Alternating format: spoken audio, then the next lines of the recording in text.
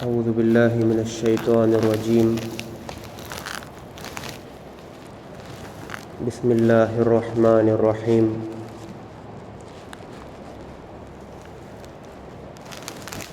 وإلى ثمود أخاهم صالحا قال يا قوم اعبدوا الله ما لكم من إله غيره قد جاءتكم بينة من ربكم هذه ناقة الله لكم آية فذروها تأكل في أرض الله ولا تمسوها بسوء فيأخذكم عذاب أليم إلى آخر الركوع. سورۃ الاعراف کا یہ 10واں رکوع ہے. اس رکوع کے اندر اللہ تعالیٰ نے 2 نبیوں کی قوموں کا تذکرہ کیا ہے. سب سے پہلے اللہ تعالیٰ نے سمود کی قوم جس کی طرف صالح علیہ السلام کو نبی بنا کر بھیجا گیا تھا اس کا تذکرہ کیا ہے. پھر آخر میں اس رکوع کے اللہ تعالیٰ نے لوط علیہ السلام کی قوم کا تذکرہ کیا ہے جس نے ایک شرمناک حرکت دنیا کے اندر ایجاد کی تھی. انشاءاللہ آج سمود کی قوم کا تذکرہ آپ کے سامنے پیش کیا جائے گا اور اس سے ملنے والے سبق کو بیان کیا جائے گا. جیسا کہ کہا گیا کہ سمود کی جو قوم تھی وہ عاد کی قوم کی رشتہ دار لگتی تھی. یعنی عاد اور سمود جو 2 بھائی تھے ان میں سے عاد کی نسل عاد کی قوم تھی جس کو اللہ تعالیٰ نے تباہ و برباد کر دیا.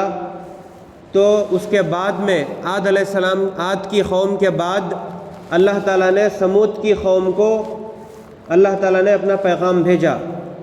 تو یہ جو سمود کی قوم تھی یہ بھی عاد کی قوم کی طرح بڑی ہی طاقتور تھی اور اسی طرح سے اس کے پاس جو پتھر کو تراش کر جو چیزیں بنائی جاتی ہیں اور اسی طرح سے جو کنسٹرکشن کا جو ورک ہوتا ہے یعنی بلڈنگیں بنانے کا جو ورک ہوتا ہے اس میں یہ مہارت رکھتے تھے.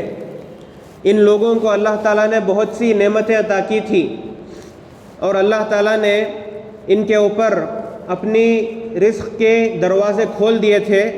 لیکن ہوتا یہی ہے کہ اللہ تعالیٰ کا رزق جب کسی انسان پر بہت زیادہ کھل جاتا ہے تو اس میں سے چند لوگ اللہ کے راستے سے ہٹ جاتے ہیں اور طاقت اور رزق کے نشے میں آ کر وہ اللہ کی نافرمانی کر دیتے ہیں. تو سمود کی جو قوم تھی اس کی طرف اللہ تعالیٰ نے صالح علیہ السلام کو بھیجا تھا. صالح علیہ السلام نے اس قوم کو کئی برس تک اللہ کی دعوت کی طرف بلایا اور انہیں کہا کہ اللہ کو مان لو اور صحیح راستے پر آ جاؤ. لیکن چند ان لوگوں نے صالح علیہ السلام کا انکار کیا یہاں تک کہ صالح علیہ السلام اپنے بڑھاپے کو پہنچ گئے اور یہ لوگ اللہ کی بات کو نہ مانتے رہے اور نافرمانی کرتے رہے. پھر ایک دن اس قوم نے صالح علیہ السلام سے یہ چیلنج کیا کہ اگر تم سچ میں صحیح ہو اور سچے ہو تو جو سامنے کا جو پہاڑ ہے اس کے اندر سے ایک اونٹنی کو نکالو. یعنی ایک اونٹنی اس کے اندر سے نکلنی چاہیے اگر تم سچے ہو.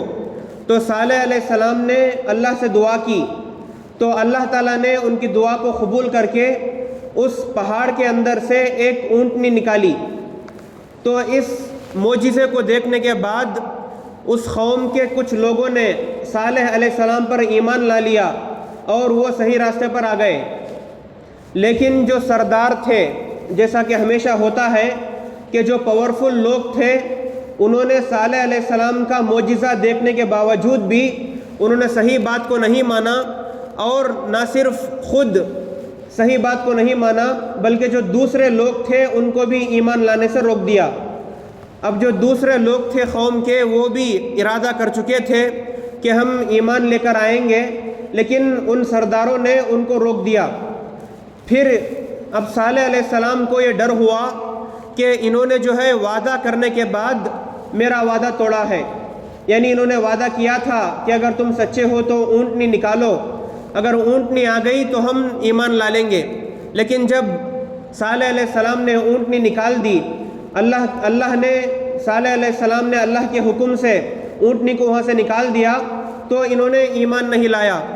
تو صالح علیہ السلام نے ان کو یہ ڈر ہوا کہ کہیں اللہ کا عذاب نہ ان پر آ جائے، اور انہوں نے کہا کہ تم اس اونٹنی کو کوئی نقصان نہ پہنچاؤ، اس اونٹنی کو کھلا چھوڑ دو زمین کے اندر، اور یہ جہاں سے چاہے وہاں سے کھائے، تم اس کو کوئی تکلیف مت پہنچاؤ، کیونکہ یہ اللہ کی معجزے کی اونٹنی ہے۔ تو انہوں نے جو ہے چند دن تک ایسے ہی چلتا رہا۔ پھر وہ جو اونٹنی تھی اس کی ایک خصوصیت اور یہ اسپیشلٹی تھی کہ وہ سارے کے سارے کنویں کا پانی پی لیتی تھی، یعنی جو ان کی ہماری زبان میں کہیں تو بوڑی، یعنی کنویں کا سارا پانی ایک ہی دن کے اندر وہ اونٹنی پی لیتی تھی۔ تو ان کے لوگوں کے درمیان میں اس بات کو لے کر چرچا شروع ہوئی۔ تو صالح علیہ السلام نے کہا کہ تم اس اونٹنی کو کچھ نقصان نہ پہنچاؤ، ایک دن یہ اونٹنی پانی پیے گی اور دوسرے دن تم لوگ پانی پینا، یعنی جو بھی مویشی کو پانی ڈالنے کے لیے جو ضرورت ہوتی ہے سارے لوگ اسی کنویں سے وہ پانی لیا کرتے تھے۔ تو انہوں نے صالح علیہ السلام نے ان کے درمیان جھگڑے کو ختم کرنے کے لیے کہا کہ ایک دن اونٹنی پانی پیے گی اور دوسرے دن تم سارے لوگ، سارے قوم والے آ کر اپنا پانی لے کر تم اپنی ضرورت کو پوری کر لینا۔ لیکن اس کے باوجود بھی کچھ لوگوں نے صالح علیہ السلام کی بات کو نہیں مانا، اور چند دنوں کے بعد ایک آدمی نے، ان کی قوم کے ایک آدمی نے اس اللہ کی اونٹنی کو قتل کر دیا۔ اب جب انہوں نے اللہ کی اونٹنی کو قتل کر دیا تو صالح علیہ السلام نے اپنی قوم کو یہ کہا، اور انہوں نے اللہ کے عذاب کے آنے کی خبر سنائی اور کہا کہ 3 دن کے بعد تمہارے اوپر عذاب آ جائے گا، کیونکہ تم نے تو سب سے پہلے وعدہ کیا تھا کہ اونٹنی نکل آئے گی تو تم ایمان لاؤ گے، تم نے اس وعدے کو توڑا۔ پھر اس کے بعد جو لوگ ایمان لانے والے تھے تم نے ان لوگوں کو روکا، پھر اس کے بعد تم نے اونٹنی کے بارے میں جو میں نے تمہیں کہا تھا کہ اس کو تکلیف نہ دو، تم نے اس کو نہ صرف تکلیف دی بلکہ تم نے اس کو قتل ہی کر دیا۔ تو اب 3 دن کے بعد تم پر عذاب آئے گا۔ لیکن اتنا ہونے کے باوجود بھی وہ لوگ باز نہیں آئے، اور انہوں نے جو ہے صالح علیہ السلام کے قتل کرنے کی سازشیں رچی۔ انہوں نے یہ کوشش کی کہ صالح علیہ السلام کو قتل کر دیا جائے۔ تو اللہ تعالیٰ نے ان کو 3 دن کے بعد ساری کی ساری قوم کو تباہ و برباد کر دیا، اور وہ تباہ اس طرح ہوئے کہ ان کے اوپر اللہ تعالیٰ نے زلزلہ لایا۔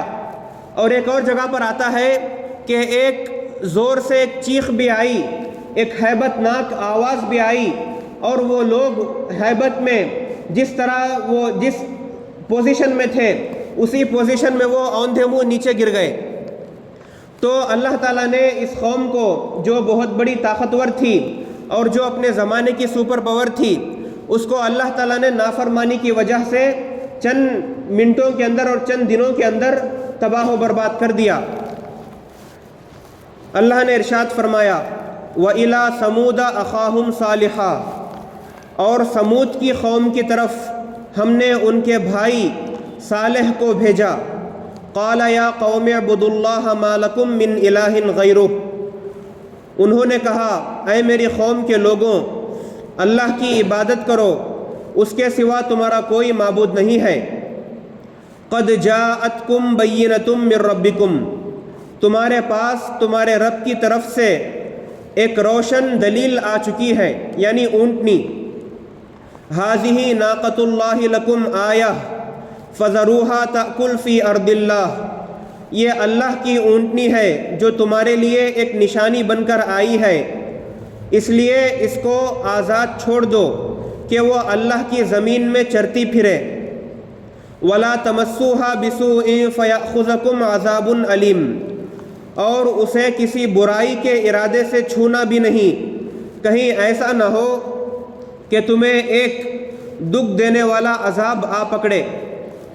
وَاذْكُرُوا إِذْ جَعَلَكُمْ خُلَفَاءَ مِنْ بَعْدِ عَادٍ وَبَوَّأَكُمْ فِي الْأَرْضِ تَتَّخِذُونَ مِنْ سُهُولِهَا قُصُورًا وَتَنْحِتُونَ الْجِبَالَ بُيُوتًا، اور وہ وقت یاد کرو جب اللہ نے تمہیں عاد کی قوم کے بعد جانشین بنایا اور تمہیں زمین پر اس طرح بسایا کہ تم اس کے ہموار علاقوں میں محل بناتے ہو اور پہاڑوں کو تراش کر گھروں کی شکل دے دیتے ہو۔